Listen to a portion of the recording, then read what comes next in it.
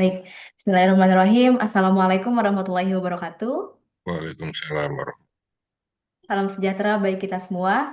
Selamat siang, kami ucapkan kepada Bapak Alviko Nugroho selaku pembicara pada webinar hari ini. Selamat siang, Pak Alviko. Selamat siang, Mbak. Selamat siang semua rekan-rekan. Selamat siang juga kami ucapkan kepada perwakilan dari Value Consult, Bapak Fikri. Selamat siang, Pak Fikri. Selamat siang juga kami ucapkan kepada para peserta webinar pada hari ini. Selamat siang, Bapak Ibu. Ya, kami ucapkan selamat datang Bapak Ibu pada webinar hari ini dengan tema ngabuburit berfaedah ya Bapak Ibu ya, dengan judul Mengelola THR dan Keuangan Secara Bijak dan Islami. Baik Bapak Ibu, sebelum webinar hari ini dimulai, kita berdoa terlebih dahulu agar webinar berjalan dengan lancar. Berdoa dimulai.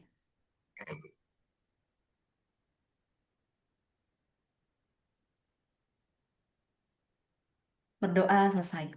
Baik Bapak Ibu, kita ada daftar hadir. Saya kirimkan di chat room ya Bapak Ibu ya. Nanti akan juga saya kirimkan di WA Group. Baik, selanjutnya untuk pemaparan materi saya serahkan kepada Pak Alfiko. Waktu dan tempat saya persilahkan Pak. Oke, terima kasih Mbak Lala. Bismillahirrahmanirrahim. Assalamualaikum warahmatullahi wabarakatuh. Salam sejahtera buat kita semuanya. Senang bisa menyapa, bisa kenalan dan berbagi ilmu kepada rekan-rekan yang hadir di acara webinar Ngabuburit Berfaedah. Mudah-mudahan memang bisa berfaedah buat kita semuanya. Ya, sesuai dengan topik yang akan saya bawakan pada hari ini. Izin saya share dulu materinya.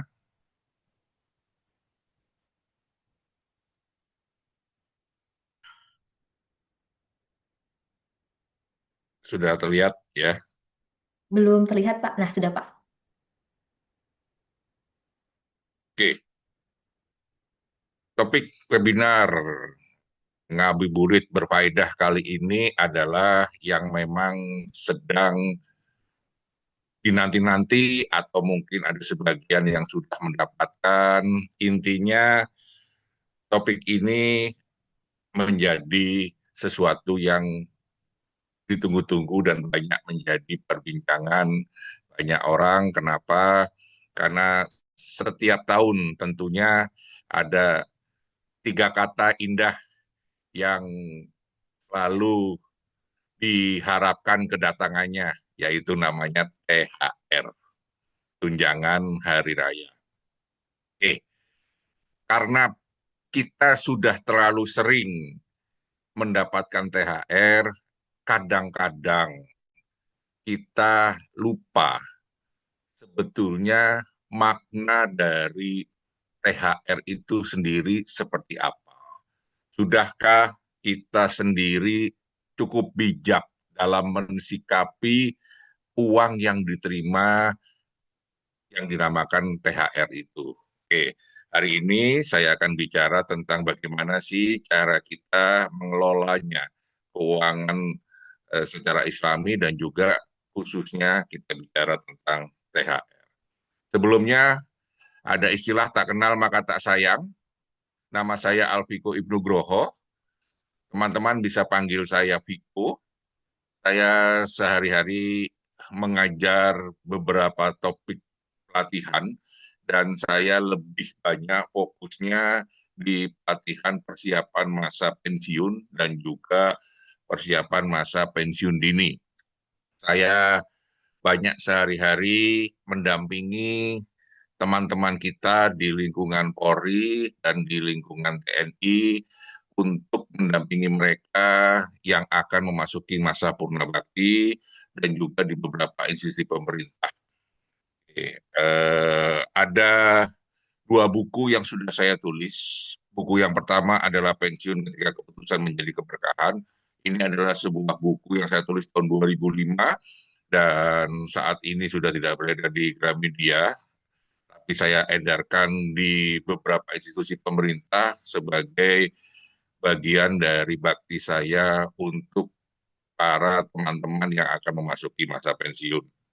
Nah, yang kedua adalah Berani Dipecat. Berani Dipecat itu adalah sebuah buku yang dahulu diminta oleh beberapa rekan-rekan dari Telkom dan PLN. Mereka meminta sebuah buku untuk mengajarkan atau menginformasikan apa sih yang harus dilakukan ketika kita memasuki masa pensiun dini. Bukunya judulnya Berani Dipecat. Berani Dipecat itu bukan provokator tapi provokatif, di mana seseorang yang berani dipecat itu sebetulnya dia memiliki nilai value yang tinggi, ya, memiliki sebuah kemapanan diri, keahlian tertentu, sehingga dia menyadari bahwa kalaupun saya berhenti dari sebuah perusahaan, saya merasa bahwa nilai saya itu sangat baik. Saya yakin dengan apa yang saya miliki saat ini, saya bisa melanjutkan kehidupan. Itu sekilas tentang saya, bisa dilihat di IG, LinkedIn, dan YouTube. Semuanya bercerita tentang aktivitas saya sehari-hari. Oke, teman-teman semuanya, sebelumnya saya sedikit disclaimer dulu. Karena ini topiknya ada kata-katanya mengelola THR dengan secara bijak dan Islami, maka saya mohon maaf kalau saya menampilkan daftar pustakanya atau literasinya saya ambil dari beberapa cuplikan Al-Quran dan hadis, tetapi saya yakin sekali bahwa agama apapun pasti mengajarkan hal yang sama dalam konsep mengelola keuangan secara bijak. Untuk pastinya tentang ayat-ayatnya dari kitab lain, saya memang kurang begitu menguasai karena saya Muslim, maka mohon izin saya menyampaikan nanti pembahasannya saya pakai daftar pustakanya adalah literatur dari Al-Quran dan hadis.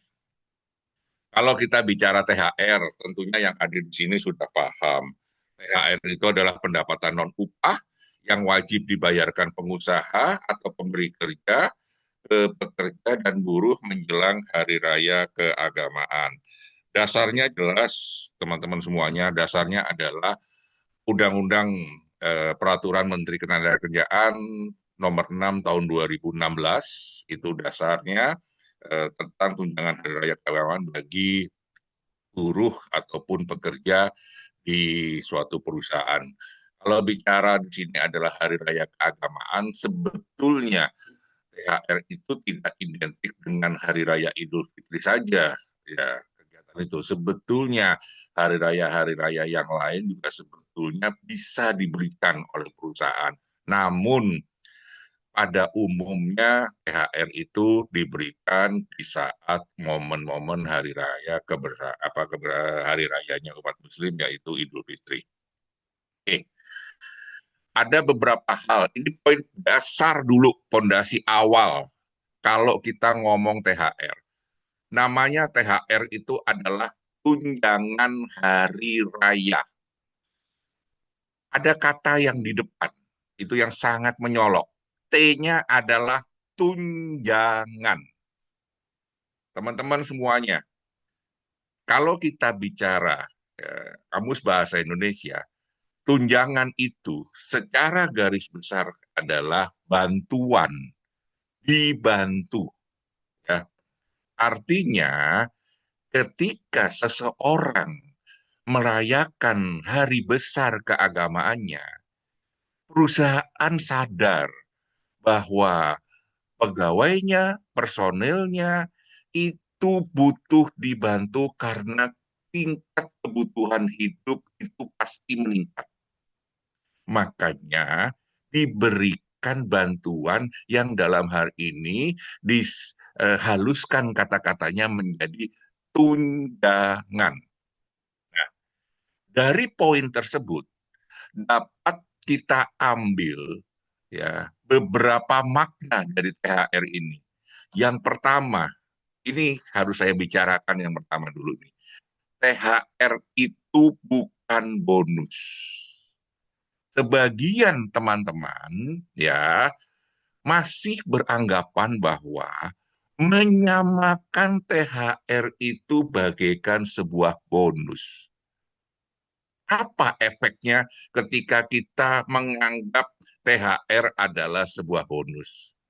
alam bawah sadar manusia, ketika kita bicara mendapatkan bonus, bonus itu adalah hadiah. Hadiah yang bebas kita pergunakan untuk apapun.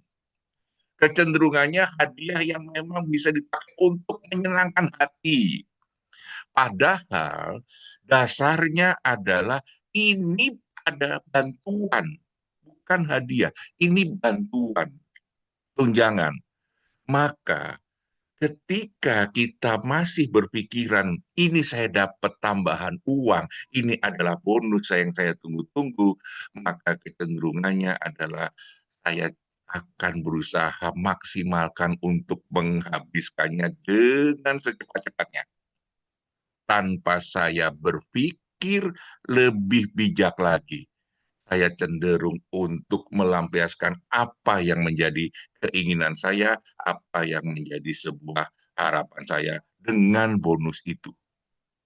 Dan ini sangat related dengan poin yang kedua, bahwa THR adalah tunjangan untuk kebutuhan hidup, bukan untuk keinginan hidup.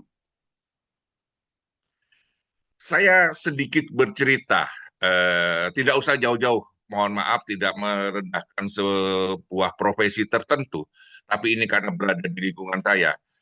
Saya sering melihat rekan-rekan security di lingkungan saya, ketika mereka terima THR, alhamdulillah mereka mendapatkan cukup besar THR di lingkungan kami.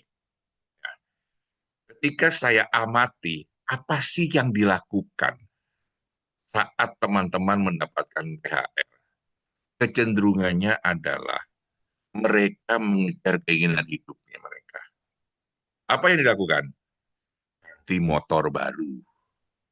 Motor lamanya dijual, ya, dipakai buat DP, bahkan kadang-kadang ada yang tidak dipakai buat DP, ya, dan dia membeli motor baru dengan kredit.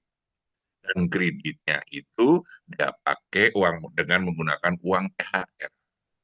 Tidak ada yang salah sebetulnya mengganti motor baru, ya, dan apa keinginan-keinginan lain, tidak ada yang salah. Namun ada satu hal yang mereka lupakan adalah mereka memunculkan masalah baru. Ini yang kadang-kadang mereka lupakan. Kenapa? Karena setelah hari raya mereka akan mendapatkan yang namanya hutang cicilan. Yang dahulu mungkin motor tersebut sudah lunas, ya sekarang motornya baru, tapi dia memiliki beban hutang baru juga. Kenapa? Karena mereka merasa, oh ada THR. Kalau motor saya jual, kalau saya tambah sama uang THR sebagian, 50% aja kadang-kadang, saya bisa dapat DP yang lebih besar, dan saya harapannya adalah saya paling cicilannya tidak terlalu besar. Itu teorinya. Yang namanya muncul hutang baru, seberapapun cicilan Anda yang muncul, mau besar mau kecil, itu adalah beban tambahan dalam hidup. Maka di sini kita harus bisa memaknai THR dengan baik. Ya. Yang ketiga, sesuai dengan namanya juga, THR yang kita dapat namanya adalah tunjangan, bantuan. Ingat, kita hidup tidak sendiri. Kita hidup tidak hanya pada keluarga kita saja.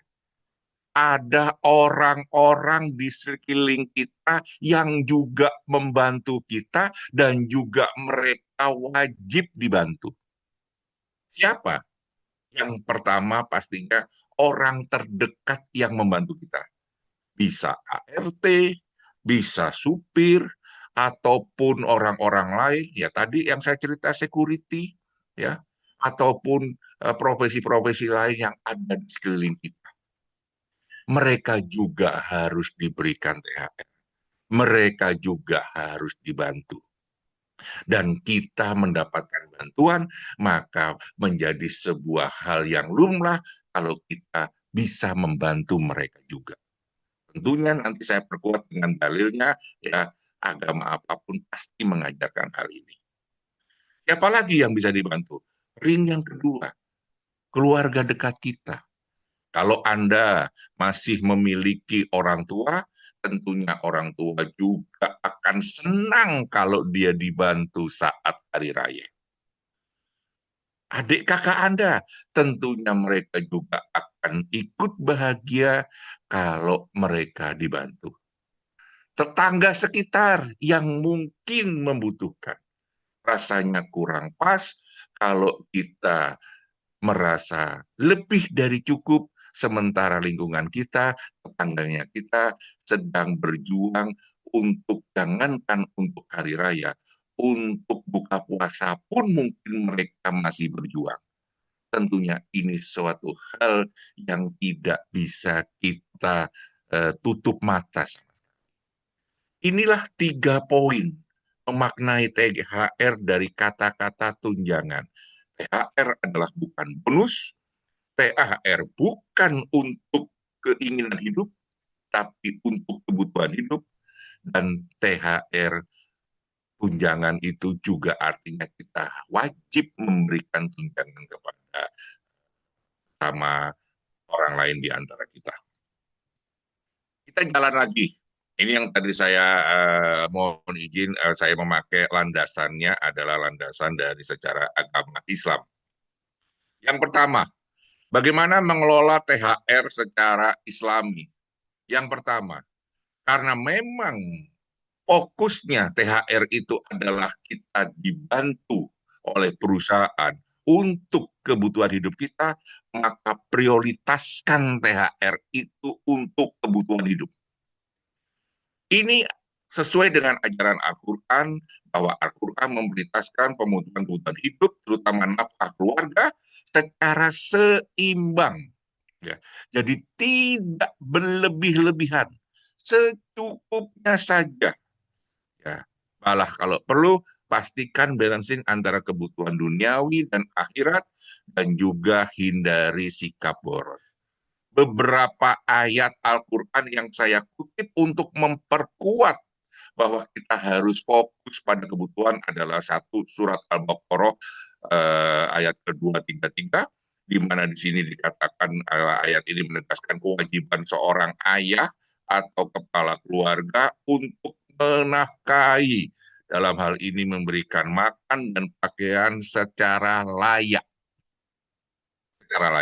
bukan secara berlebihan, secara layak.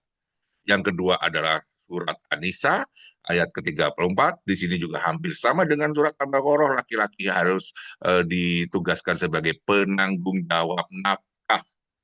Dan juga yang berikutnya surat Al-Baqarah juga ayat 215, di sini adalah tentang sedekah, tetapi di sini kata-katanya adalah sedekah yang terbaik adalah sedekah untuk keluarga kita dulu. Prioritaskan keluarga kita dulu, ya, keluarga terdekat harus terpenuhi dahulu, dalam hal ini adalah istri dan anak, baru setelah itu bersedekahlah untuk orang lain. Ada hadis juga yang mengatakan bahwa mulailah diri sendiri, baru keluarga, dan berikutnya kerabat. Ini fokus kita yang pertama, teman-teman semuanya. Jadi begitu teman-teman punya THR, maka segera hitung, segera kalkulasi. Sebetulnya untuk kebutuhan hari raya yang secukupnya itu berapa? Pasti tidak akan ada kata cukup. Maka di sini butuh sebuah penegasan, teman-teman. Secukupnya. Teman-teman butuh apa untuk THR?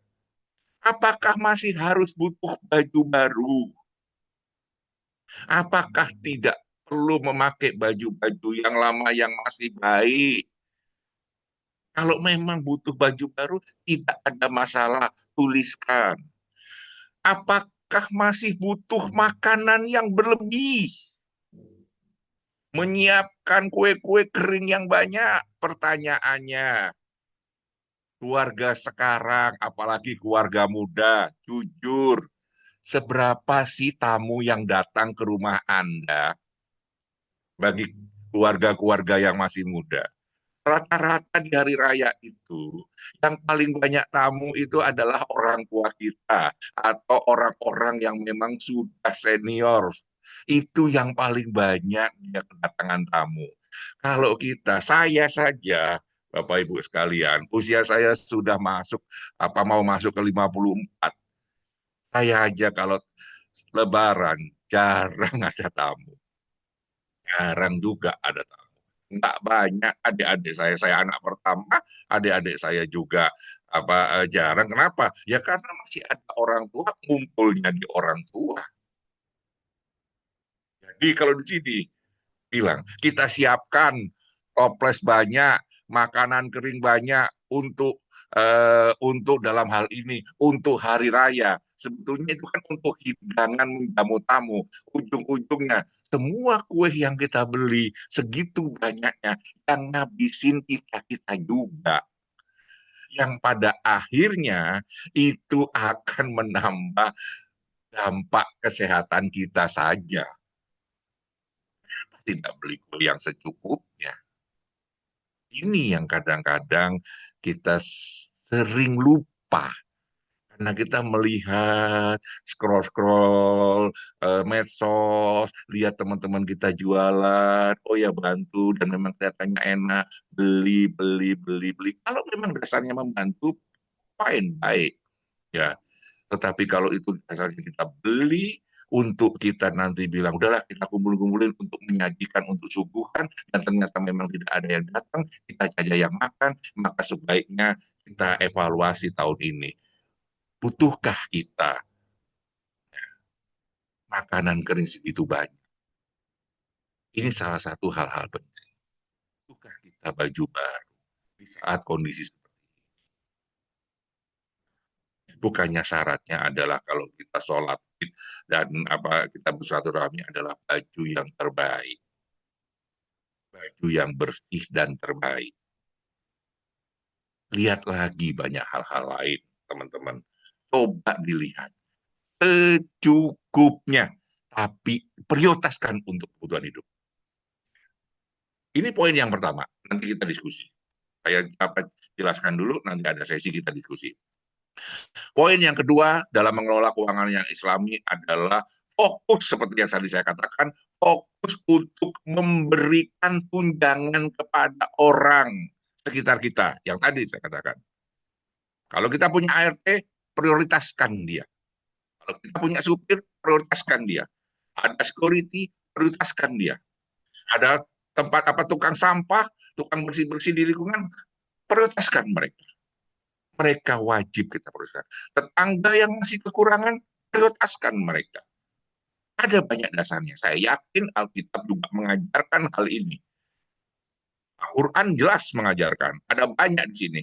Ada surat Al-Imran 92, ada Al-Baqarah 261, ada Al-Maidah itu tentang tolong menolong, Al-Baqarah 261 tentang kebaikan yang berlipat ganda, Al-Imran tentang berbagi yang baik, ya, Ad-Duha itu tentang mensyukuri nikmat, Al-Baqarah 254 tentang perintah berinfak, Al-Araf itu tentang berbuat baik. Begitu banyak dasar dari Al-Quran yang mengajarkan bahwa kita memang diwajibkan memberi tunjangan, berbagi dengan sesama. Allah suka ini. Tentunya di bulan yang baik ini, di bulan yang mulia ini, tentunya wajib kita mengambil hatinya Allah. Dengan cara apa? Dengan cara kita melakukan apa yang disenangi sama Allah. Poin nomor tiga. Poin nomor tiga. Ini yang kadang kita lupa. Fokus untuk melunasi hutang-hutang kecil. Apa maksudnya hutang-hutang kecil? Bukan melunasi KPR, bukan untuk melunasi KPN, tentunya itu namanya hutang besar yang memang sudah dirancang Bapak Ibu ambil, teman-teman ambil untuk periode waktu tertentu sekian tahun, sekian masa. Tapi kadang-kadang kita punya hutang-hutang kecil entah ke teman, entah ke keluarga, entah ke adik kakak, atau ke siapapun. Bahkan mungkin ini kadang yang sering kita lupa. Kadang-kadang kita sering minta tolong pembantu ART, Mbak beli ini Mbak, mana Bu? Aduh, karena kita kebiasaan apa pakai kris ya. Mbak udah bayarin dulu aja Mbak, aku nggak punya cash Mbak, bayarin dulu, bayarin dulu, bayarin dulu, pakai uang Mbak dulu, pakai uang Mbak dulu. Coba dihitung berapa banyak sudah kita seperti itu. Itu adalah hutang-hutang kecil.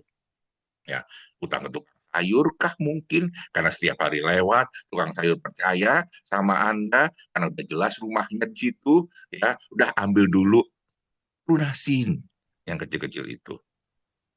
Cuma kita di bulan yang mulia ini, kita berdoa, kita itikafan, apalagi 10 hari terakhir. Tapi kalau kita masih menyakiti orang lain, kenapa? Karena orang lain yang disakiti itu merasa dia memberikan pinjaman ke kita dan kita lupa mengembalikan pinjamannya. Padahal kita memiliki sebagian uang untuk bisa melunasi atau paling tidak kita mulai mencicil, membayar sebagian. Itu cukup menyenangkan. Itu cukup menyenangkan bagi pihak-pihak yang memberi pinjaman. Maka lunasi hutang-hutang yang kecil. Prioritaskan untuk itu. Dasarnya ada surat Al-Baqarah ayat 282 283 ya. Ada surat Al-Baqarah ada surat Al-Imran ya, doa tentang kemampuan melunasi. Ini banyak, dan kalau kita cari lagi hadis apa akan banyak ketemu bahwa memiliki hutang itu tidak baik. Terlepas dari riba Bapak, kita tidak bicara sampai jauh ke sana dulu. Yang bicara adalah hutang dengan orang sekitar.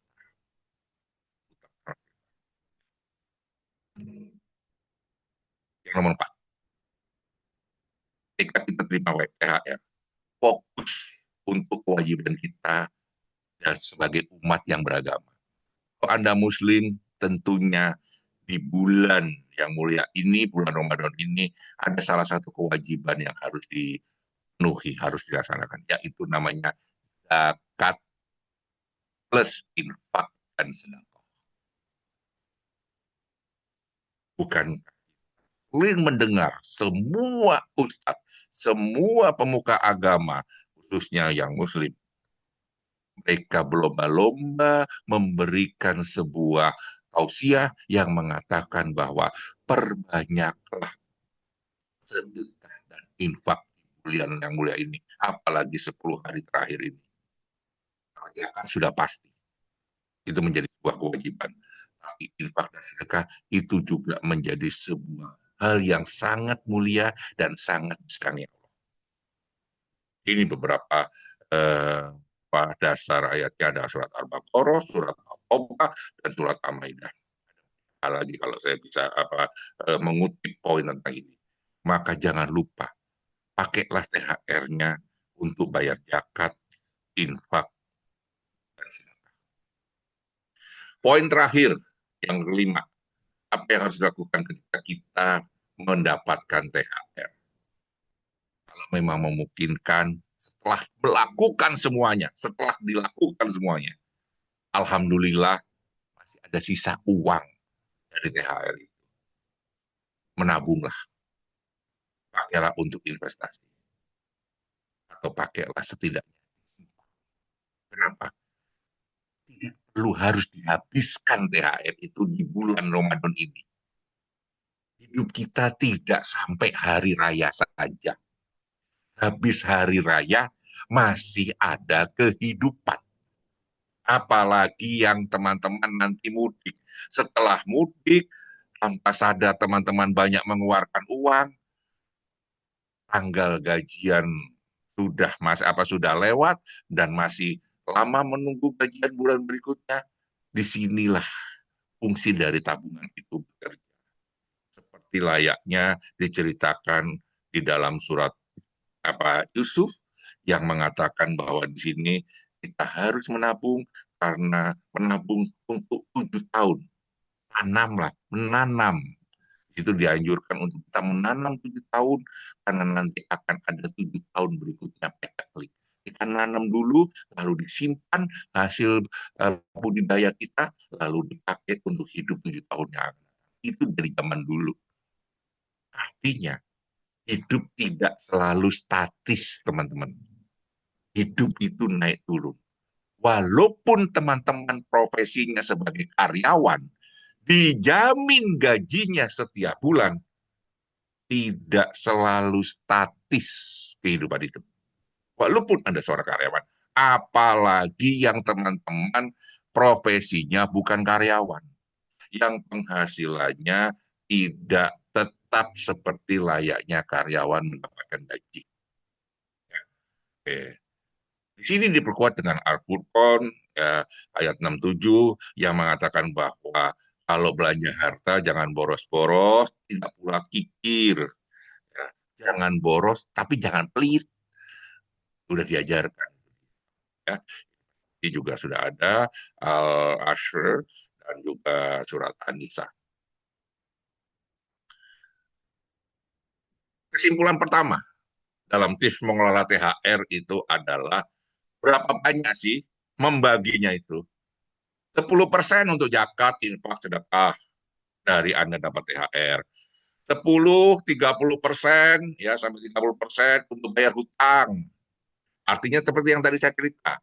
Kalau hutang Anda ternyata kepada lingkungan sekitar besar, minimal mulai membayar sebagian. Bikin yang mengasih hutang itu seneng. Anda punya hutang katakanlah misalnya nggak usah gede-gede 1 juta, paling nggak dari yang 1 juta saya alhamdulillah nih ada THR sedikit, saya bayar ya 200.000 atau 250.000, setidaknya sudah 25% Anda punya etikat baik, seperempatnya Anda sudah punya etikat baik untuk melunasi itu. Dan itu menyenangkan. Ya. Ditabung kalau bisa 20% dan untuk kebutuhan pokok. Lihat di sini, hanya 40%. Maksimalkan hanya 40%. Benar-benar menahan diri.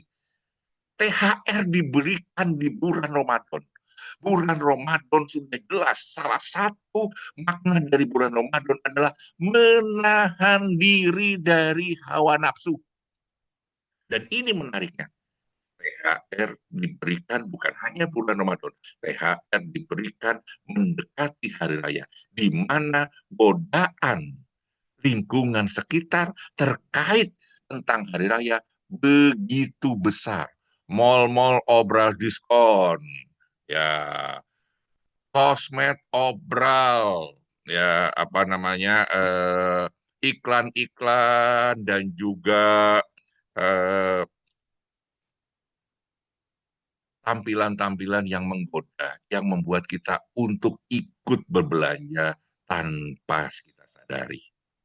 Ini adalah sekilas tentang mengelola THR dan nanti kita akan masuk ke poin berikutnya. Tapi sebelumnya sampai sini, kalau mau diskusi, mau ditanyakan, silahkan. Silahkan tanya apapun tentang THR. Silahkan. Silakan Bapak Ibu yang ingin bertanya bisa langsung open mic atau dituliskan di chat room ya Bapak Ibu ya. Lala kalau mau nanya juga boleh. Siap Pak.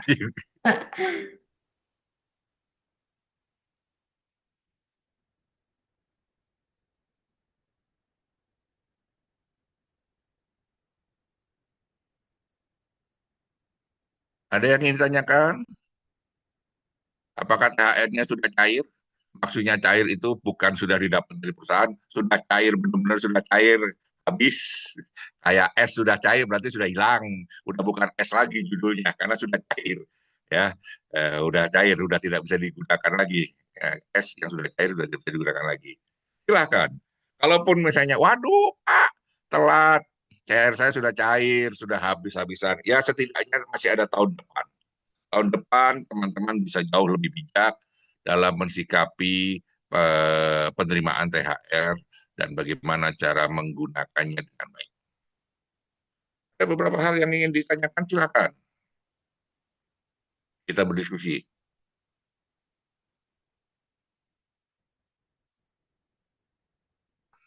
Oke, sambil menunggu diskusi, saya juga seorang praktisi SR. Materi ini sering saya bawakan di beberapa perusahaan dan institusi pemerintah. Salah satu fungsi utama dari seseorang SR adalah memberikan gambaran.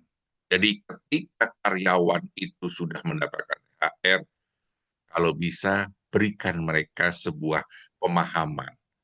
Bisa dengan cara mengumpulkan mereka lalu ya tadi bikin acara ngabuburit bersama, lalu di sini kita bercerita seperti yang saya ceritakan hari ini, atau bisa rekan-rekan SR menulis artikel dan membagikan ke seluruh karyawannya ya melalui sarana media setempat ya media komunikasi setempat itu juga bisa dilakukan dan juga bisa memanggil satu persatu orang atau divisi untuk kita memberikan sebuah pemahaman. Khususnya bagi teman-teman SR yang bergerak di industri yang sifatnya pabrikan, juga berhadapan dengan pekerja-pekerja buruh, ya tolong saya mohon pesan kepada teman-teman SR yang berada di buruh, poin penting sampaikan ke mereka. Jangan gara-gara THR mereka jadi muncul beban baru. Itu poin utamanya teman-teman. Karena saya sangat prihatin khususnya bagaimana rekan-rekan kita, sahabat-sahabat kita yang profesinya sebagai pekerja buruh, ya, ketika mereka mendapatkan THR, mereka bukan ditunjang, mereka bukan merasa itu sebuah tunjangan, tapi justru THR itu menjadi bumerang buat mereka. Mereka muncul beban tambah. Dan ini tidak mudah. Seperti yang saya ceritakan tadi, security sekeliling saya melakukan pendekatan personal satu dengan yang lainnya ke masing-masing security. Ujung-ujungnya tetap aja ganti motor baru, beliin hal-hal yang memang sebetulnya ya beliin kesukaan anaknya, misalnya sepeda. Ya, kalau anaknya belum punya sepeda, fine, bagus banget. Masalahnya anaknya sudah punya sepeda, diberikan sepeda dan sepedanya tidak rusak. Kalaupun sepedanya rusak, saya selalu katakan, kenapa sih nggak dibenerin, nggak dicat sendiri baru, masih bisa dipakai.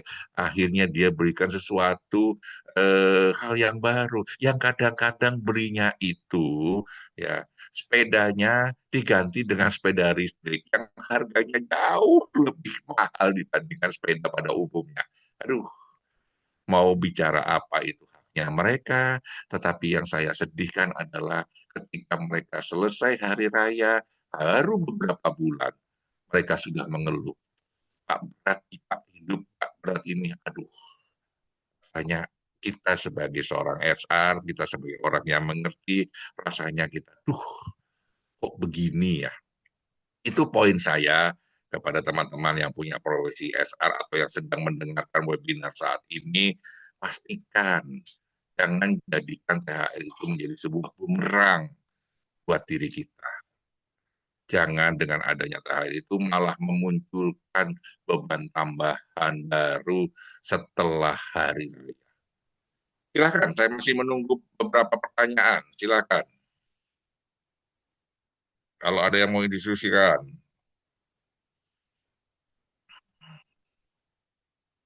Mbak Lola bisa mancing pertanyaan mungkin? Mas Fikri, Mbak Lola, boleh kalau mancing pertanyaan biar pesertanya mungkin bisa terhilmami. Apa aja, Mbak? Terima nggak Mbak THR ngomong-ngomong?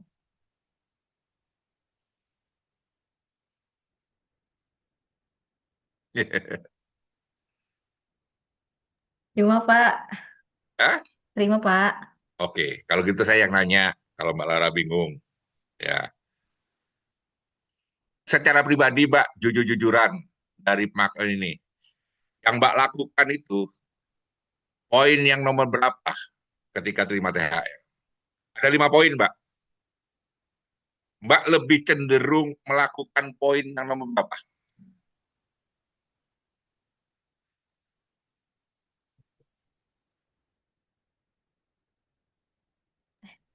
Ada apa lagi Pak tadi Pak? Prioritas, ya, Iya. kasih tunjangan ke orang sekitar, Mm-mm. ART dan lain sebagainya, lunasi hutang-hutang kecilmu, ya, bayar zakat, infak, sedekah, ditabung. Kalau milih beberapa boleh Pak? Boleh, nggak apa-apa. Kalau saya di poin 125 Pak. 125. Prioritas kebutuhan, jangan, dan nabung. Masih bisa nabung? Masih bisa Pak. Alhamdulillah. Kalau masih bisa THR ditabung itu sangat bagus. Kenapa? Itu yang paling sulit, Mbak. Kenapa saya taruh itu poin nomor 5? Karena itu yang paling sulit. Jarang ada orang yang masih bisa sisa THR-nya untuk ditabung. Jarang. Maka kalau Mbak Lala masih bisa ditabung THR-nya, itu luar biasa. Itu sangat baik. Iya Pak, kita sisihin dikit Pak buat tabungan. Tidak ada masalah besar kecilnya. Poinnya adalah ada hal yang ditahan. Kalau tadi saya bicara di tabung ini kan adalah dasarnya Quran surat Yusuf, ya, menahan karena akan ada masa paceklik kalau dalam surat Yusuf itu 7 tahun lamanya. Artinya ya tadi kayak gini lah. Saat kita nanti selesai hari raya kan masih harus butuh kebutuhan hidup. Nah, itu loh. Bukan hari raya langsung berhenti udah nggak butuh kebutuhan hidup lagi. Nah itu dia. Iya betul Pak. Kenapa semuanya harus dihabiskan di hari raya gitu, dimaksimalkan di hari raya, lupa bahwa masih ada kehidupan lanjutan setelah hari raya. Itu poinnya. Dan kalau kita bisa sedikit menyisihkan uang kita, tentu kita bisa menggunakan uang itu untuk melanjutkan kehidupan.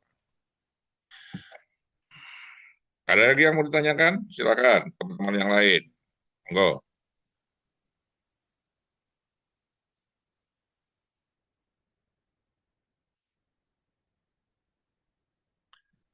Biasanya kalau saya ngajar seperti ini, ada muncul pertanyaan, Pak, bagaimana kalau ada orang yang tidak terima THR? Nah, ya, jadi muncul, ya Pak, karyawan, alhamdulillah terima THR. Nah, bagaimana kalau saya tidak terima THR? Ini yang kadang menjadi pertanyaan pada umumnya. Nah, tentunya kalau kita berada pada situasi tersebut, tentunya seperti layaknya kita terima gaji. Saya sangat yakin bahwa yang bertanya itu juga tidak mendapatkan gaji setiap bulan secara permanen. Dia memiliki pendapatan, tapi tidak memiliki gaji. Apa bedanya? Beda dasarnya adalah pendapatan tidak kontinu sama sesuai dengan tanggalnya setiap bulan apa-apa. Tidak, pendapatan itu dapatnya memang sesuai ya di dunia pendapatan sesuai saatnya didapat. Maka orang-orang yang seperti ini akan jauh lebih memikirkan jauh-jauh hari lebih harus dia bertindak lebih bijak agar dia bisa memberikan THR buat dirinya dia sendiri sehingga dia bisa mengatur semua pendapatan yang udah dipakai untuk bisa mencukupi sesuai kebutuhannya dalam kurun waktu, misalnya sekian bulan, sekian tahun. Itu yang harus dilakukan. Karena mereka juga sadar bahwa mereka tidak terima gaji, apalagi terima THR, tapi mereka memiliki pendapatan. memiliki pendapatan, usahakan pendapatan itu bisa dipakai untuk kurun waktu yang memang sudah disepakati sesuai dengan kebutuhan. Itu yang bisa saya jawab ketika orang-orang yang memang tidak ada THR. Ada yang mau ditanyakan lagi, teman-teman? Silakan. Kalau tidak ada yang mau ditanyakan Belum terkait ada dengan nih Kak, THR, sepertinya. Soalnya tadi di chatroom dari Bu Fitri belum ada pertanyaan karena materinya sudah jelas, Pak. pas. Oke. Ya. Lanjut, next step. Lebih luas lagi. Kalau teman-teman sudah berhasil bagaimana mengelola keuangan THR. THR kan sifatnya 1 bulan. Sekarang kita lebih luas lagi. Mengelola keuangan secara islami yang full lebih dari 1 bulan. Di dalam Islam, pengelola keuangan itu bertujuan mencapai keberkahan dengan mematuhi prinsip syariat. Artinya, agama Islam, dan saya yakin agama yang lain juga akan sama, konsep dasar ketika kita mengelola keuangan adalah biar berkah, biar uang yang kita dapat itu berkah. Bagaimana caranya agar uang yang kita dapat itu berkah? Di sini saya menulis ada 7 cara bagaimana cara kita mengelola keuangan agar berkah. Saya bacakan ketujuhnya, nanti akan saya jelaskan satu persatu. Yang pertama, cari pendapatan yang halal. Yang kedua, skala prioritas. Di sini ada daru daruriyat, hajiat, dan tahsiniyat. Nanti saya akan jelaskan satu persatu. Ya, bayar zakat, sedekah, sama seperti THR, ya. Hindari riba, kohor, hidup sederhana, kona'ah, manajemen hutang, dan yang terakhir investasi yang halal.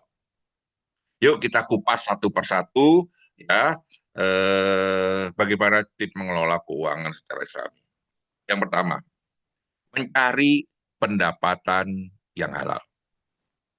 Teman-teman semuanya, kalau kita bicara mencari pendapatan yang di dalam Islam tidak disebutkan profesi tertentu, tidak disebutkan profesi tertentu. Tetapi memang Rasulullah mencontohkan pekerjaan-pekerjaan yang menghasilkan uang bagi diri Rasulullah pada saat itu. Kalau kita lihat dari waktu kecil, Rasulullah itu adalah sebagai pengembala, maka diartikan di situ pengembala kan bukan punyanya Rasul, hewan-hewannya bukan punya Rasul. Berarti apa? Rasul masih bekerja sama orang. Di situ dia dapat upah. Maka memang kita disarankan kalau memang ingin mendapatkan pekerjaan halal, maka bekerjalah dengan orang yang lain, dengan orang-orang yang lain. Bantu orang-orang yang lain dan Anda akan mendapatkan hasil dari situ. Setelah dewasa, Rasulullah mencontohkan mendapatkan uang dengan berdagang. Maka di sini bisa disikapi untuk mendapatkan penghargaan pendapatan yang halal itu bisa melalui dagang. Ingat teman-teman semuanya, saya ulas lebih dalam. Dagang di sini bisa kami perluas, bisa saya perluas. Ada dagang yang sifatnya produk nyata, ada dagang yang sifatnya jasa. Kemarin saya memberikan kajian di salah satu masjid. Saya berita di situ ada jemaah, profesinya kebetulan ada supir taksi, ada juga babang gojek. Saya bilang, Bapak sebagai abang gojek, Bapak sebagai pengemudi taksi, Bapak ini adalah pedagang. Bapak pedagang jasa. Coba Bapak renungkan, orang butuh diantar ke satu titik, ke satu tempat.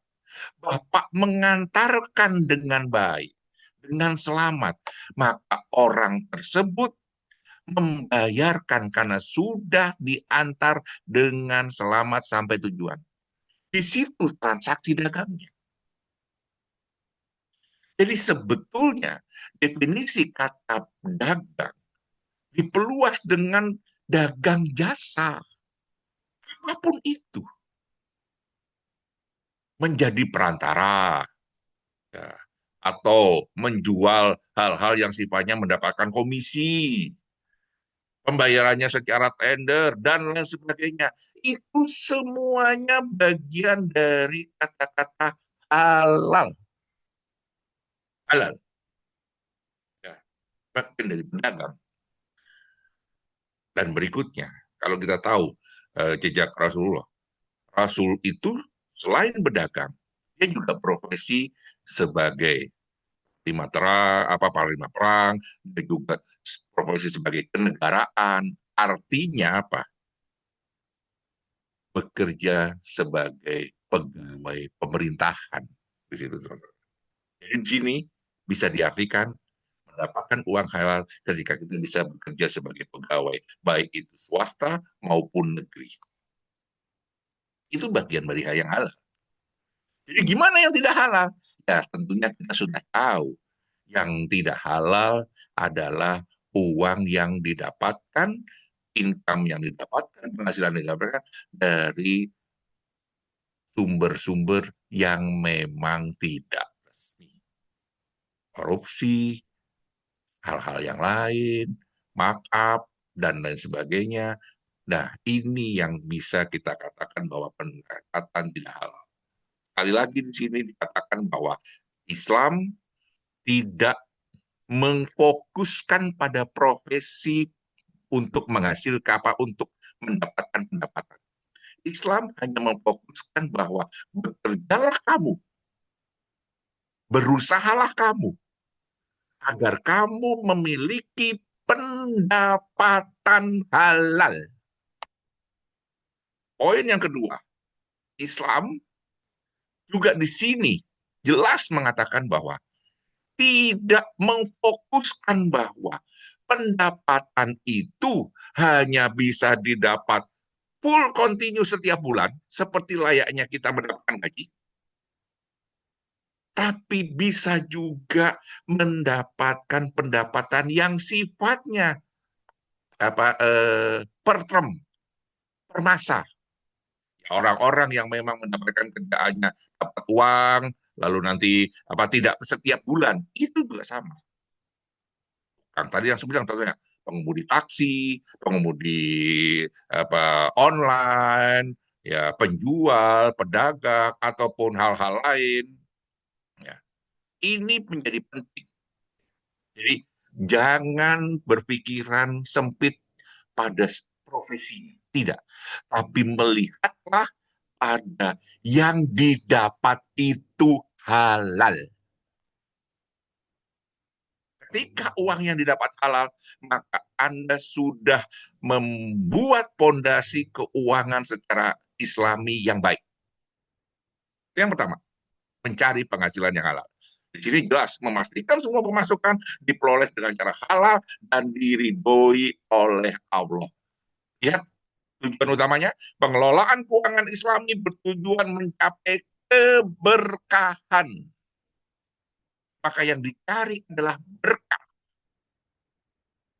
bukan bahagia semata, bukan juga bermewah-mewahan atau berbuah. Berkah. Berkah itu harus halal. Dapatnya setiap bulan, dapatnya setiap minggu, dapatnya beberapa bulan sekali, tidak masalah. Yang penting halal. Itu poin pertama. Poin yang kedua.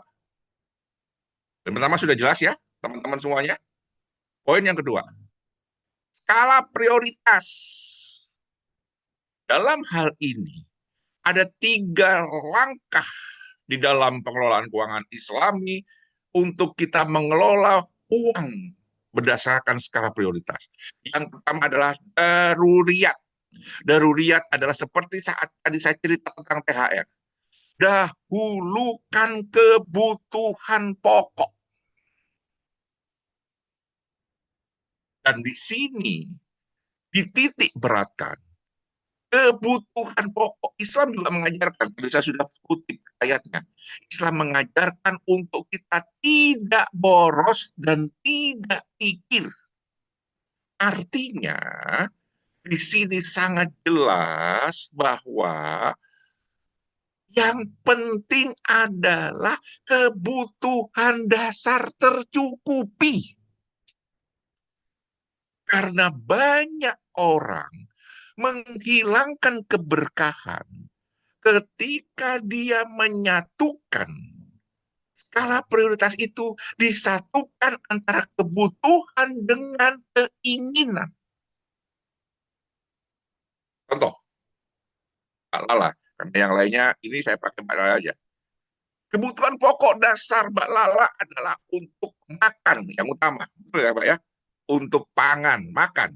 Betul, Pak. Tapi kalau bicara keinginan, makan itu ada yang adalah makan yang Mbak Lala siapkan di rumah, itu juga namanya kenyang. Jadi tujuan makan itu adalah mengenyangkan dan mensehatkan, kan itu ya Mbak. Tapi kalau bicara keinginan, maka mulailah memilih tipe yang dimakan. Makan apa ya yang sekarang enaknya? Bakso kali enak nih.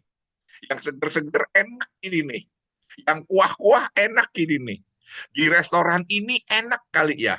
Di tempat ini enak kali ya. Makan sambil ngobrol sama temen enak kali ya.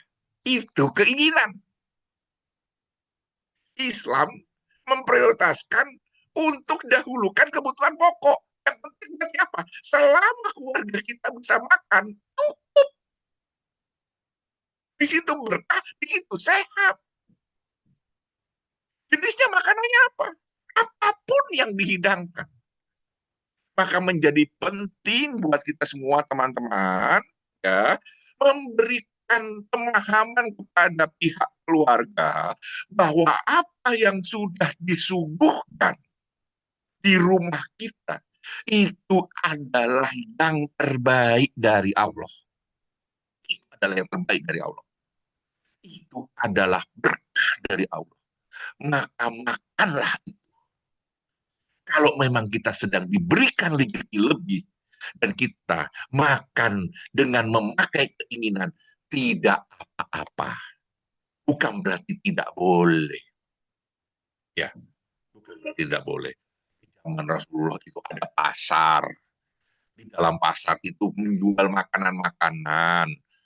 Di situ bisa membeli semua makanan yang didagangkan di pasar. Artinya apa? Berarti di situ jelas bahwa kita juga punya keinginan boleh dong jajan di luar, beli di pasar. Di zamannya Rasulullah sudah diajarkan juga di situ. Karena kalau tidak, yang pedagang nggak punya uang nanti karena nggak ada yang beli. Pedagang kuliner. Maka kita memang juga masih silakan mau ini. Tetapi tidak itu menjadi prioritas untuk jajan di luar. Dibolehkan, tetapi tidak menjadi prioritas. Ini yang dinamakan daruriyat. Daruriyat. Sandang, pangan, ya, pangan, papan, sandang, sandang dulu, baju, dan kelengkapan lain yang melekat pada tubuh kita. Di sini diajarkan bahwa tidak berlebihan. Maka pakailah fungsi dasar dari baju dan sejenisnya, baju, celana, dan sebagainya. Maka tujuannya di sini adalah nyaman, bukan untuk semata-mata dipuji. Berarti belilah sesuai dengan kebutuhan, bukan beli untuk sesuatu yang dipuji. Maka dalam hal ini tidak terlalu kita fokus pada merek-merek tertentu. Yang penting pada fungsi. Butuh sepatu, belilah sepatu. Secukupnya, sepantasnya. Maksud sepantasnya adalah kalau memang kita butuh kebutuhan sepatu untuk hal yang resmi, ya tentunya jangan beli sepatu olahraga. Kalau kita butuh sepatu yang sifatnya untuk santai, plus olahraga, belilah satu sepatu olahraga, tapi yang bentuknya, yang sifatnya, yang fungsinya bisa dipakai untuk olahraga, bisa dipakai juga untuk santai, bisa dipakai juga untuk jalan-jalan. Jadi bisa multifungsi. Itu yang dimaksud. Ingat, teman-teman, di dalam sandang, di sini terkait bahwa segala sesuatu yang dimiliki oleh kita nanti akan dihisap dan ditanya pertanggungjawabannya. Digunakan untuk apa?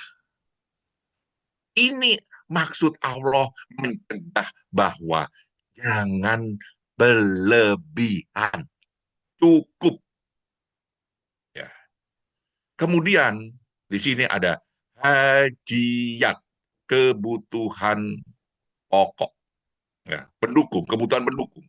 Seperti apa? Contoh, ya, kebutuhan pendukung adalah misalnya mobil, kendaraan, kendaraan dalam hal ini, bukan mobil, saya salah ucap.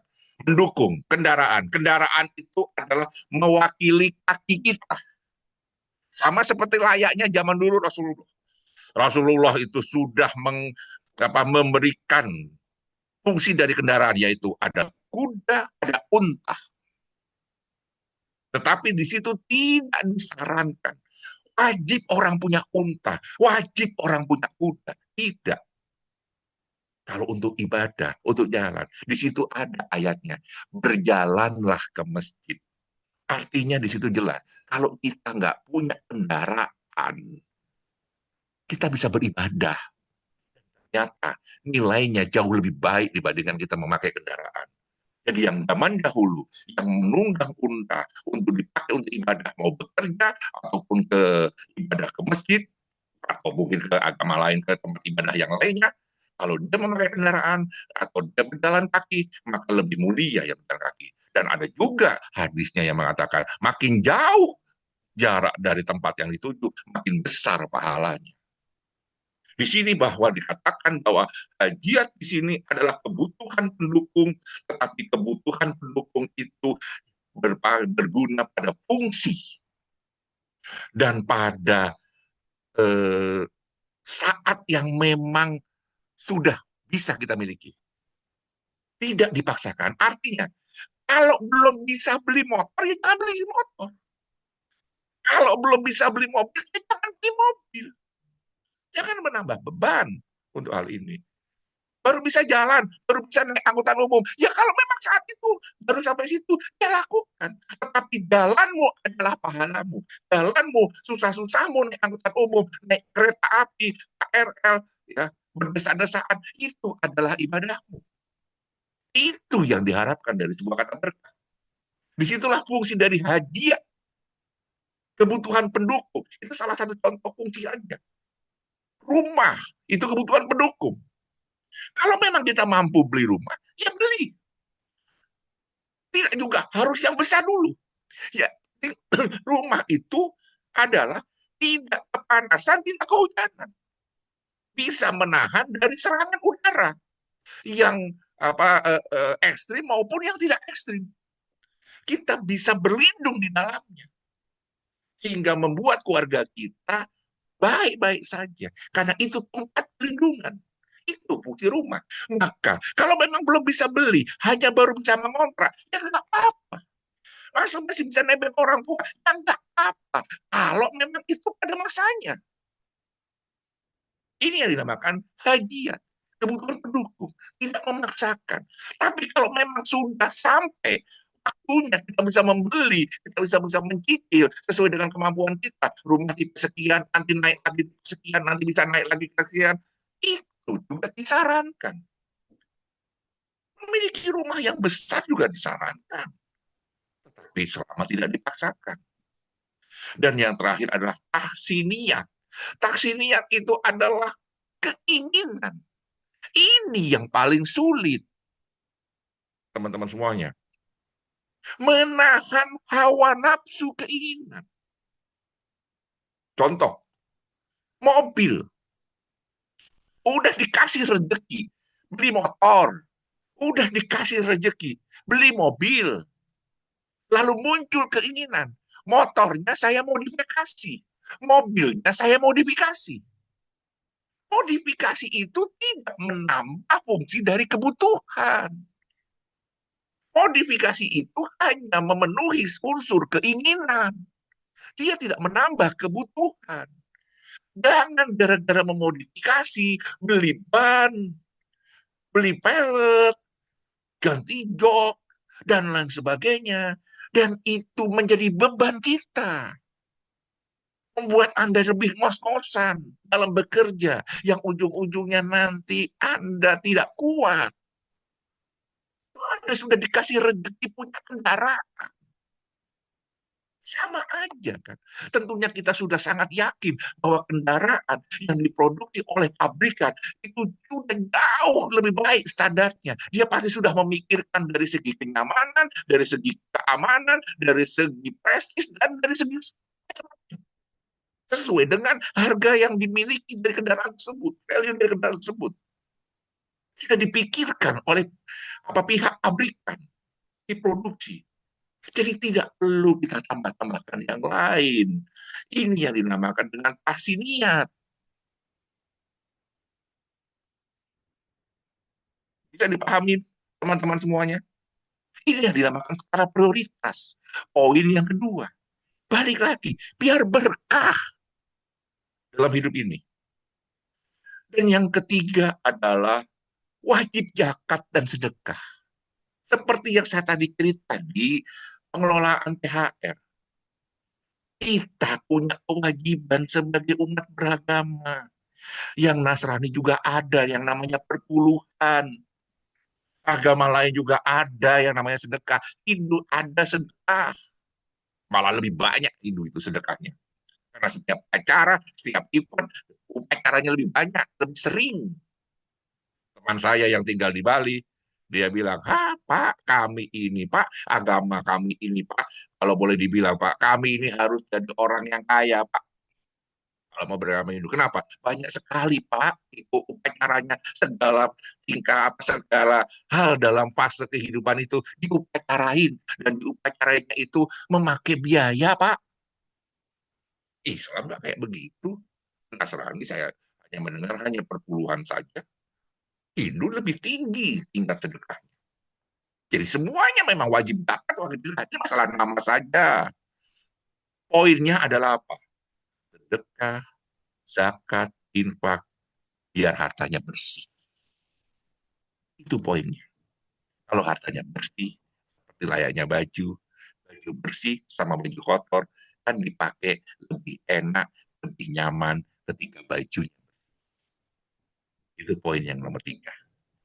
Poin yang nomor empat, hindari riba, kohor. Riba itu ada yang kita tahu, bunga bank. Nah, bagaimana Pak Piko kalau sekarang masih punya KPR, masih punya KPR? Ya, kalau memang masih masanya seperti itu, ya tidak masalah. Jalani dulu. Tidak kaku, tidak kaku. Seperti kita bilang, yang kita juga tahu di dalam Islam, pintu surga itu banyak, pintu neraka juga banyak. Anda bisa masuk neraka dari banyak pintu, Anda bisa masuk surga dari banyak pintu juga. Jadi kalau saat ini Anda masih memiliki riba, maka berusahalah membuka pintu-pintu yang lain untuk bisa masuk ke dalam surganya dengan pintu-pintu yang lain yang tidak akan saya bahas ini karena versinya berbeda. Yang harus diingat, surga punya banyak pintu, neraka punya banyak pintu. Bijaklah kita dalam melihat kita sedang terjebak di pintu mana dan kita bisa menghindar untuk masuk ke pintu yang mana yang lebih baik. Poinnya di situ. Riba. Gohor. Gohor itu adalah transaksi yang sifatnya spekulatif. Misalnya, ikut berjudi, nah, ikut bisnis-bisnis yang sifatnya nggak jelas, naruh uang, dan lain sebagainya.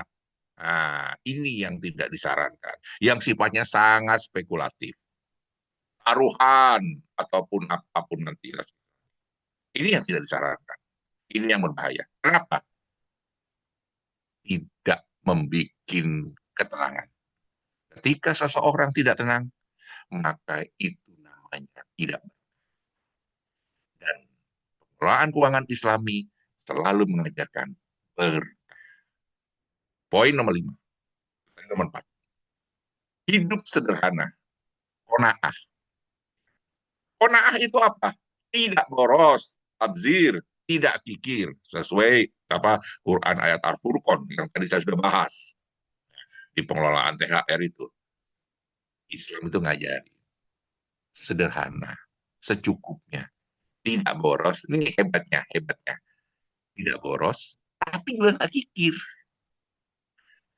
Jangan boros, tapi jangan pelit. Ini bagus. Tengah-tengah, pas. Berusaha kita untuk berada pada titik itu. Tidak boros, tapi tidak kikir. Ya. Yang poin nomor 6, manajemen hutang. Sama seperti tadi saya cerita di saat THR tadi. Yang namanya berhutang itu memang tidak disarankan dalam Islam. Kenapa? Yang pertama, akan memunculkan beban tambahan dalam hidup. Yang kedua, ini menjadi sebuah kewajiban yang harus dilunasi. Dan makan Islam mengancam dengan ancaman yang tidak main-main. Kalau kamu masih punya hutang, ketika kamu meninggal, maka akan sulit jalanmu untuk masuk. Itu adalah ancaman yang menjelaskan bahwa betapa dahsyat qadarullah. Alhamdulillah, kalau Anda berhutang kepada institusi-institusi keuangan, apapun itu jenisnya, di situ ada proteksi, ada asuransi yang melindungi hutang itu. Sehingga ketika Anda meninggal, ada pihak lain yang akan menutup hutang itu. Poin di sini yang jadi masalah adalah kalau Anda berhutang yang tidak ada proteksinya. Hutang dengan teman, hutang dengan suatu pihak-pihak yang memang tidak memberikan proteksi di situ. Sehingga memunculkan ketika Anda meninggal, tetap memunculkan hutang. Itulah kenapa setiap ada orang yang berduka, mengalami kedukaan, kata sambutannya dari sabar sampai Merauke sama kata sambutannya. Apa kata orang? Jika ada dari apa hutang piutang kepada pihak apa kepada almarhum, mohon segera diselesaikan dengan kami pihak keluarga. Kata-kata seperti itu. Jika almarhum memiliki hutang maupun piutang, mohon segera berhubungan dengan pihak keluarga. Itu menjadi sebuah kata-kata sambutan ketika orang sedang berduka. Dimanapun sambutannya hampir sama. Artinya apa? Mereka, pihak keluarga, tidak ingin anggota keluarga yang sudah dipanggil itu mengalami kesulitan perjalanannya menghadap.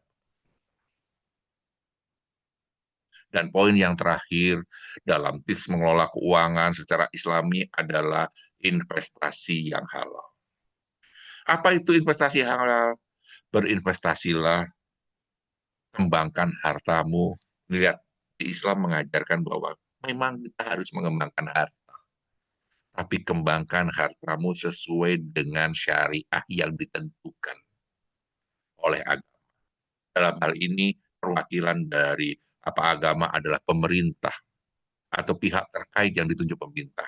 Dan hal ini sudah jelas bahwa pemerintah memiliki sebuah divisi syariah, di mana dia mengeluarkan sebuah produk-produk atau sarana-sarana yang memang sudah mereka nilai kalau berinvestasi di sini ini dikategorikan layak karena mereka mempunyai dewan syuro ataupun ahli-ahli yang akan memberikan tanggung jawab ketika sesuatu hal yang diluncurkan sebagai bentuk investasi ini ya ini dijamin kehalalannya. Ini adalah 7 poin penting ketika kita mengelola keuangan secara Islam. Lalu apa yang sudah harus dilakukan ketika kita sudah melakukan 7 poin penting ini? mencari pendapatan yang halal, skala prioritas, wajib zakat dan sedekah, menghindari riba dan khohor, hidup sederhana qanaah, manajemen hutang, investasi yang halal.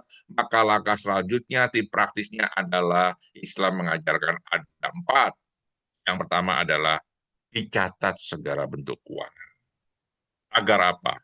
Agar kita bisa mengetahui berapa income yang didapat, berapa pengeluaran yang didapat. Ini yang istilah keren dalam ilmu perencanaan keuangan, financial planning, di sini yang dinamakan dengan arus cash flow. Arus cash flow. Kas, ya, masuk, kas keluar. Arus kas flow. Ya, catat. Paling tidak Anda tahu berapa jumlah penerimaan, berapa jumlah pengeluaran. Mana yang harus difokuskan? Penerimaan atau pengeluaran? Pengeluaran, teman-teman. Kenapa? Agar kita bisa mengontrol sudah seberapa besar sih pengeluaran kita. Jangan sampai pengeluaran kita lebih besar dibandingkan penerimaannya. Ya. Kalaupun memang sudah terjadi pengeluaran kita lebih besar, paling tidak kita bisa tahu berapa selisih besarnya itu. Sama seperti layaknya orang kontrol medical check up, teman-teman semuanya. Kita tahu seberapa sebetulnya kadar kolesterol kita. Orang berkolesterol itu baik-baik saja. Tapi kalau orang berkolesterolnya lebih, asam uratnya lebih, ini yang menjadi kurang baik. Kalau lebih, ya kalau lebihnya masih dalam batas ambang wajar, dokter juga bisa bilang oke, okay, masih bisa ditolerir, masih ambang wajar, apa ambang wajar. Lakukan ini. Yang menjadi masalah adalah kalau asam urat, kolesterol dan hal-hal lain itu melebihi dari batas ambang wajar. Itulah kenapa kita butuh pencatatan agar kita tahu bahwa penerimaan pengeluaran kita itu sebetulnya masih berada dalam saat wajar atau lebih dan tapi masih ambang wajar atau memang ini di luar kewajaran. Itu poin yang pertama. Poin yang kedua adalah alokasi gaji. Gunakan rumus sama seperti tadi THR. Gunakan rumus untuk apa? Untuk kebutuhan hidup 40%, untuk keinginan gaya hidup. Lihat di sini. Islam juga mengajarkan. Kita boleh kok buat keinginan gaya hidup boleh. Cirinya dari mana? Sejak zaman dulu ada pasar. Sejak zaman Nabi Ibrahim itu ada pasar. Berarti di pasar itu ada ada banyak yang dijual. Jual itu tidak semata-mata untuk menjual kebutuhan hidup. Di situ juga ada menjual keinginan hidup. Sejak zaman dulu ada. Maka di sini disarankan memang boleh kita mengejar keinginan hidup. Silahkan. Atau gaya hidup. Silahkan. Zaman dulu ada tempat makan, ada rumah makan, ada restoran. Udah ada sejak zaman dulu. 30% lah maksimal. Tapi ditabung 20%, sedekah 10%. Ini yang dinamakan dengan alokasi gaji secara islami. Berikutnya adalah bikin dana darurat. Ini yang membedakan antara perencanaan keuangan konvensional dengan perencana keuangan Islami. Saya bersertifikasi perencanaan keuangan Islamik. Salah satu yang membedakan adalah di dalam perencanaan dana darurat ini. Kalau konvensional dia hanya merencanakan perencanaan dana darurat, tetapi kalau di Islami dia merencanakan satu lagi, membuat perencanaan haji dan umroh. Karena untuk haji dan umroh ini memang harus direncanakan. Harus disiapkan jauh-jauh hari. Apalagi kita tahu untuk melaksanakan dua ibadah itu, baik umroh maupun haji, dibutuhkan biaya yang tidak sedikit. Jadi kita butuh merencanakan, butuh ditabung, butuh disiapkan. Agar kita bisa menunaikan kewajiban kita hal itu. Ibadah yang itu, ibadah haji dan umroh. Lakukan itu teman-teman. Sisihkan, paksakan untuk hal itu. Mau nanti hajinya, mau yang OHNH biasa, reguler, atau yang plus, itu semua kembali kepada situasi keluarga Anda. Tapi yang penting adalah tunaikan, sempatkan untuk bisa beribadah, haji maupun umrah. Dan yang terakhir dalam tips mengelola keuangan apa secara Islami adalah keterbukaan dalam Bapak, Ibu semuanya, teman-teman semuanya, ya suami istri harus terbuka. Ini yang utama. Bukan hanya suami istri aja, anak-anak juga sedang seperti apa kesulitan keuangan orang tuanya. Jangan mereka tidak tahu. Poin penting, Bapak Ibu sekalian, teman-teman. Jangan salahkan kalau dia menganggap Anda baik-baik saja. Karena memang Anda tidak pernah menceritakan keadaan. Hidup tidak selamanya baik-baik. Kadang ada sedang tidak. Itu dinamika dalam kehidupan. Ceritakan pada anak. Dia juga bisa kok berbuat. Bisa. Walaupun tidak memberikan sebuah tambahan income. Tapi setidaknya dia bisa menahan keinginan. Itu adalah sebuah bantuan terbesar dari anak. Dengan dia bisa menahan keinginan dia. Tidak menambah beban Anda. Caranya adalah terbukalah pada. Tidak mesti harus terbuka secara umum. Kita kurang duitnya seberapa apa, tapi kasih tahu bahwa mungkin saat ini keluarga kita sedang keluarga kita sedang berkelimpahan, saat ini keluarga kita sedang menanamkan fokus untuk hidup yang sederhana aja. Ini keluarga kita sedang fokus untuk ini, fokus untuk ini, fokus ini. Ceritakan semua, terbuka sama anak, apalagi sama pasanganmu. Tidak ada lagi istilah uangku, uangku, uangmu, uangmu. Ini uang kita, ini uang keluarga kita. Yuk kita kelola bareng, kita manfaatkan bareng-bareng, kita maksimalkan bareng-bareng. Tujuannya adalah dengan uang yang terbatas ini, dengan uang yang diberikan dari Allah, rezeki dari Allah ini, bisa jadi berkah buat keluarga kita. Itu poinnya, teman-teman semuanya. Dan akhirnya saya simpulkan, ya, apa yang harus kita lakukan dalam mengelola keuangannya. Kata kuncinya adalah bertindaklah berdasarkan pemahaman Islamic finansial. Apa itu Islamic finansial? Jadilah pribadi yang baik. Tidak terjebak dalam konsumerisme, tidak terjebak dalam hutang yang non-produktif. Itu poin yang pertama. Menjadi pribadi yang baik. Tidak terjebak dalam konsumerisme, artinya tidak boros di sini, dan juga tidak terjebak dalam hutang yang non-produktif. Yang nomor dua, prioritaskan pengelolaan keuangan sesuai syariat agama. Seperti yang tadi kita sudah singgung. Ya. Berinvestasilah. Ya.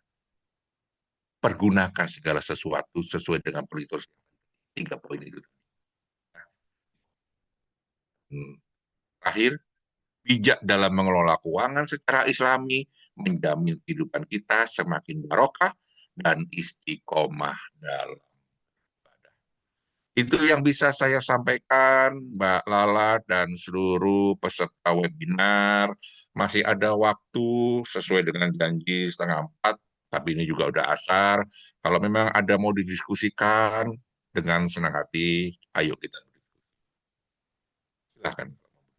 Silakan Bapak Ibu peserta webinar, jika ada yang ingin bertanya bisa langsung open mic ya Bapak Ibu ya, atau tuliskan di kolom chat.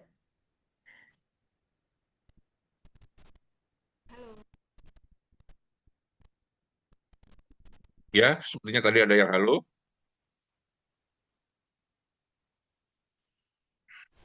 Silahkan kalau ada yang mau Sore Pak didiskusikan. Alfiko. Ya, Mbak. Assalamualaikum. Waalaikumsalam. Suaranya kecil sekali. Oh iya ya Pak, oke saya akan teriak-teriak juga sedikit. Nggak usah. Apa Mbak poinnya? Sebenarnya saya bisa dengar. Ya, saya ingin bertanya mengenai pengelolaan. Udah Pak, udah kedengeran? Kedengeran, kedengeran, Mbak. Oke, mungkin ini speakernya agak kecil jadi Pak di sini. Ya, saya mau nanyakan mengenai pengelolaan secara hukum Islami Pak. Apanya yang ditanyakan? Poin apanya? Yang saya tanyakan adalah eh, keba tingginya tingkat kebutuhan terkadang memaksa untuk mengambil jalur kredit dengan pastinya ada ribanya. Itu Ya, bagaimana ya Pak caranya ya. untuk menghindari riba tapi kebutuhan prioritas kita juga tercapai gitu Pak. Seperti Oke. itu Pak. Terima Oke, kasih. ya, sama-sama. Ada dua hal yang sebenarnya tadi sudah saya jelaskan. Ini saya bicara pada konsep real yang ada dulu. Sekarang ada produk-produk yang diklaim kalau kita mengambil pinjaman melalui produk tersebut, dalam hal ini produk yang berdasarkan syariah, ya, mereka mengklaim bahwa produk tersebut tidak ada riba, utang di bank syariah, apa mereka mengklaim, ya, bahwa tidak ada riba. Kalau itu menjadi sebuah ketenangan hati, silahkan ambil lewat jalur situ. Kita tidak berdiskusi lebih dalam, sebetulnya itu masih riba apa enggak. Nah, saya nggak mau berdiskusi lebih dalam ke arah situ. Tetapi saya meyakini bahwa begini, kalau lembaga tersebut sudah mendeklar, sudah menyatakan bahwa salah satu produk yang dikeluarkan dari institusinya adalah tidak mengandung riba, karena di sini dia memakai unsur syariah, dan produk itu sebelum diluncurkan sudah ada dewan suro atau dewan-dewan ahli yang di mana isinya adalah para ulama, maka kita sepakat bahwa kata ulama kami mungkin itu adalah wajib kita patuhi, maka kita harus mengikuti saja. Itu membuat hati kita tenang. Ambil ke produk-produk yang memang sudah diklaim bahwa itu tidak riba. Itu yang pertama. Itu yang real ada saat sekarang ini. Yang kedua, Mbak, ya, seperti yang tadi saya cerita, kalau memang ya saat ini, kalau memang saat ini masih harus terpaksa mengambil hutang untuk kebutuhan hidup atau pemenuhi kebutuhan hidup yang sifatnya pokok, masih harus melewati institusi yang mengandung riba dan kita anggap itu tidak baik, maka seperti yang tadi saya ceritakan, Mbak, ada banyak pintu surga, ada banyak pintu neraka. Kalau kita merasa masih punya kekurangan di situ dosa, maka wajib kita mencari tambahan pahala lain. Ingat, ujung-ujungnya kan kita nanti akan dihisap, akan ditimbang. Mana yang lebih baik? Kalau riba membuat timbangan dosa kita lebih berat, maka fungsi kita adalah menambah timbangan pahala agar bisa mengalahkan timbangan dosa kita. Sehingga kita lulus bahwa kita punya lebih banyak tabungan pahala dibandingkan tabungan dosa. Justru makin sekarang saya menyadari bahwa saya masih punya hutang riba. Saya harus beribadah di tempat yang lain, dari sarana yang lain. Entah itu saya mau melewat sedekah, entah itu saya mau lewat dengan cara tadarus Quran, mempelajari Quran, entah saya harus memperbanyak sholat-sholat baik wajib maupun sunnah, ataupun hal-hal lain yang ujungnya adalah menambah pundi-pundi pahala buat saya. Agar bisa menutupi kekurangan saya karena saya masih harus berlibat. Itu poin yang nomor 2. Dan yakinlah, Mbak itu hanya masih pada masa tertentu. Hutang itu ada masanya, ada tahunnya. Mudah-mudahan umur kita diberi lebih panjang dari waktu pelunasan itu. Sehingga kita sudah tidak perlu riba lagi, ya, tidak perlu berhutang lagi, sudah lunas sesuai dengan waktunya.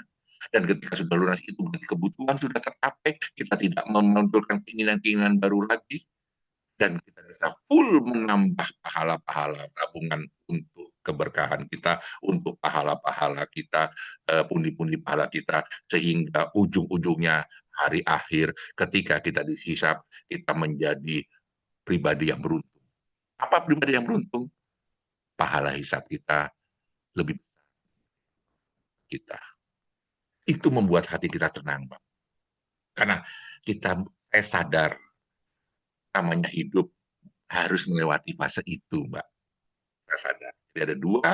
Yang pertama, untuk menenangkan, pilih yang memang sudah diajukan oleh institusi, sudah disediakan, dan mereka mengklaim bahwa itu tidak ada riba, lewat situ. Yang kedua, kalau sudah terlanjur, sudah sekarang sedang proses, sedang mencicil, sedang terlibat dengan suatu pihak institusi yang masih mengandung riba, ya sudah. Kalau memang belum bisa dilunasi, tetap jalani. Berarti kita sadar bahwa ada hutang yang masih tetap ada terus. Ada kesalahan kita dalam hal itu. Maka jangan fokus pada kesalahannya. Kita harus tutupi dengan hal-hal lain agar bisa lebih tinggi daripada kesalahannya. Itu, Mbak, jawaban dari saya. Mudah-mudahan bisa eh, dipakai untuk memantapkan hati, khususnya dalam kita beribadah. Biar Terima tambah kasih yakin, Mbak. Pak. Ada lagi yang lain? Bagus pertanyaannya tadi. Silakan.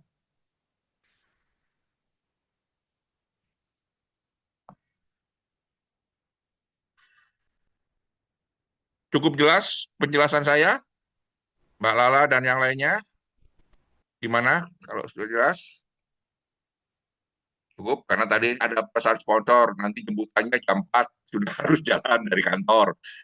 Saya ada pesan sponsor dari peserta, Pak, kalau bisa sebelum jam 4 kurang udah selesai, masih harus sholat asar, jemputan jalan jam 4 teng, ya saya harus memaklumi, karena kan memang kondisinya demikian. Kalau memang sudah tidak ada, saya kembalikan ke Mbak Lala, ya terima kasih semuanya. Mudah-mudahan sesuai judulnya ngabuburit berkah. Mudah-mudahan memang ini menjadi sebuah masukan ilmu buat diri saya yang masih fakir ilmu dan juga buat teman-teman yang ada di sini. Ini tambahan yang baik, ide yang bagus. Semoga bisa kita jalani dan kita bisa merubah cara pandang kita agar kita. Amin. Silakan, Mbak Baik, Pak Malika. Alfiko. Baik, terima kasih banyak kami ucapkan kepada Pak Alfiko selaku pembicara pada webinar hari ini. Terima kasih banyak Pak Alfiko yang sudah menyampaikan ilmu serta pengalamannya, Pak ya. Semoga materinya bisa berfaedah nih seperti tema kita, ngabuburit berfaedah ya Bapak Ibu ya. Terima kasih banyak Nah, juga saya ucapkan kepada para peserta webinar pada hari ini yang sudah berpartisipasi ya Bapak Ibu ya. Baik Bapak Ibu, sebelumnya kita foto bersama terlebih dahulu ya Bapak Ibu ya. boleh. Bisa diaktifkan kameranya nih Bapak Ibu. Kita foto bersama terlebih dahulu sebentar saja. Yang lainnya ditunggu yuk. Pak Raffi, Bu Rebecca, Bu Yesi, Pak Aziz. Silakan nyalakan kameranya terlebih dahulu.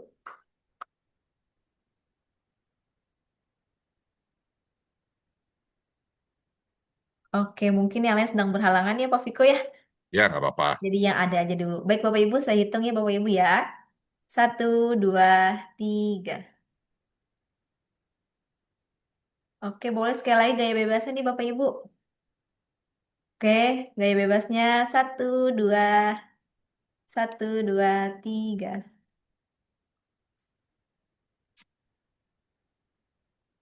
Oke, baik. Saya izin untuk closing ya, Pak Alfiko ya. Baik, terima Ya, kasih banyak kami silakan. ucapkan kepada pembicara kita, Pak Alfiko. Terima kasih banyak, Pak Alfiko. Terima kasih banyak juga kepada Sama-sama, para Mbak. peserta webinar pada hari ini. Baik, Bapak Ibu, sebagai feedback baik kami, Value Consult, kami mohon untuk mengisi evaluasi ya, Bapak Ibu ya. Sudah saya kirimkan di chat room dan akan saya kirimkan di WA Group. Baik, Bapak Ibu, saya Lala dari Value Consult. Mohon maaf jika ada salah kata dalam penyelenggara ada kurangnya, Bapak Ibu ya. Semoga kita dapat bertemu lagi dalam kesempatan webinar yang lain ya, Bapak Ibu ya. Dan semoga ilmu yang telah disampaikan oleh Pak Viko bisa kita gunakan ya Bapak Ibu ya. Jadi kita juga baru terima THR nih. Semoga Bapak Ibu dapat mengelola dengan baik dan bijak ya Pak Alviko ya Bapak Ibu. Ya, tentunya. Betul. Seperti tema kita, semoga kita berfaedah dalam menerima ilmu hari ini. Baik Bapak Ibu, Pak Alviko, saya mohon maaf. Saya pamit undur diri. Sampai bertemu di webinar eh, lain kali lagi ya Bapak Ibu ya. Wassalamualaikum warahmatullahi wabarakatuh. Selamat sore. Waalaikumsalam. Terima kasih. Selamat sore. Salam sejahtera semuanya. Terima Selamat kasih Hari Pak. Raya. Terima kasih, Pak. Ya, Semangat sama-sama, terus Mas. puasanya Bapak Ibu. Amin, amin. Yuk, salam ya. Ya Pak. Terima kasih banyak Bapak Ibu. Silakan mengisi evaluasi ya Bapak Ibu ya.